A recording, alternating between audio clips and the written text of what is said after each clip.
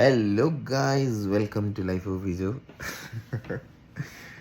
ഇത് എൻ്റെ രണ്ടാമത്തെ ടേക്കാണ്.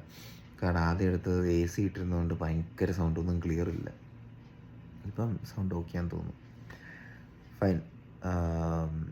ഈ വീഡിയോ ചെയ്യാനുള്ള കാര്യം, iPhone 17 ഇപ്പം ഇറങ്ങിയല്ലോ. അപ്പം എന്നോട് 100ഓളം ഫ്രണ്ട്സ് എന്നോട് ചോദിച്ചു എന്നല്ല, ഒരു 1-2 പേര് ചോദിച്ചായിരുന്നു എങ്ങനെ iPhone 17 എടുക്കുന്നതിൽ കാര്യമുണ്ടോ, എന്താണ് എൻ്റെ ഒരു പോയിൻ്റ് ഓഫ് വ്യൂ എന്ന്. നമ്മളൊരു അല്ലെങ്കിൽ iPhone 10, 11 യൂസർ ഉണ്ടോ ഉണ്ടായിരിക്കാം. 10, 11, 12, 13, 14 വരെ ഉള്ളവർക്കാണെങ്കിൽ ധൈര്യമായിട്ട് അവർക്ക് അപ്ഗ്രേഡ് ചെയ്യാം. കാരണം ഭയങ്കര ഡ്രാസ്റ്റിക് ഒരു ചേഞ്ച് അവർക്ക് കാണാൻ പറ്റും. എന്താ പറയുക, സ്ക്രീനിലായാലും പ്രോസസ്സിങ്ങിലായാലും ചാർജിങ് ആയാലും ബാറ്ററി ലൈഫ് ആയാലും എല്ലാത്തിലും ഭയങ്കര ഡ്രാസ്റ്റിക് ചേഞ്ച് ഉണ്ടാവും. അവർ പ്രോ മാക്സിന് എടുക്കണമെന്നില്ല. Base model iPhone 17 base model എടുത്താലും അടിപൊളിയാണ്. കാരണം 120 Hz റിഫ്രഷ് റേറ്റ് ഈ വട്ടം എല്ലാ ലൈനപ്പിലും ഉണ്ട്. 17 എയർ, പ്രോ മാക്സ്, പ്രോ എല്ലാത്തിലും 120 Hz റിഫ്രഷ് റേറ്റ് ഉണ്ട്, പ്രോ ഡിസ്പ്ലേ.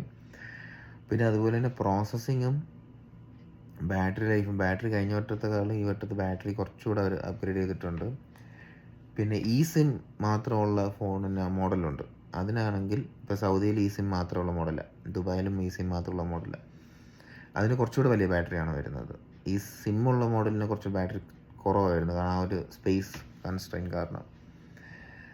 പിന്നെ ഇപ്പം എൻ്റെ അടുത്ത് ചോദിക്കുക, ലോങ് ടേമിലേക്ക് ഏത് ഫോണാണ് നല്ലത്, അല്ലെങ്കിൽ ബ്രോ എനിക്കൊരു ഫോൺ എടുക്കണം, പക്ഷേ അത് അത്യാവശ്യം കുറച്ച് വർഷം യൂസ് ചെയ്യണം.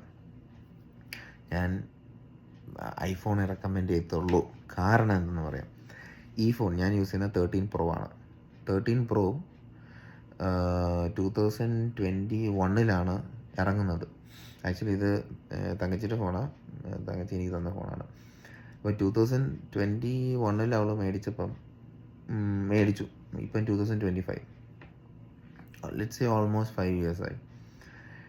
ഈ 5 yearsൽ ഈ ഫോണിൽ ഇതുവരെ ഞാൻ iOS 26 ആണ് അപ്ഡേറ്റ് ചെയ്ത് ബേറ്റ ഇട്ടു. ബേറ്റയിൽ യൂസ് ചെയ്യുന്നത് ഇപ്പം ഒഫീഷ്യലി 26 വന്നു, ഞാൻ അതിട്ട് യൂസ് ചെയ്യുന്നു. ഇതുവരെ ഒരു സീനും ഇല്ല.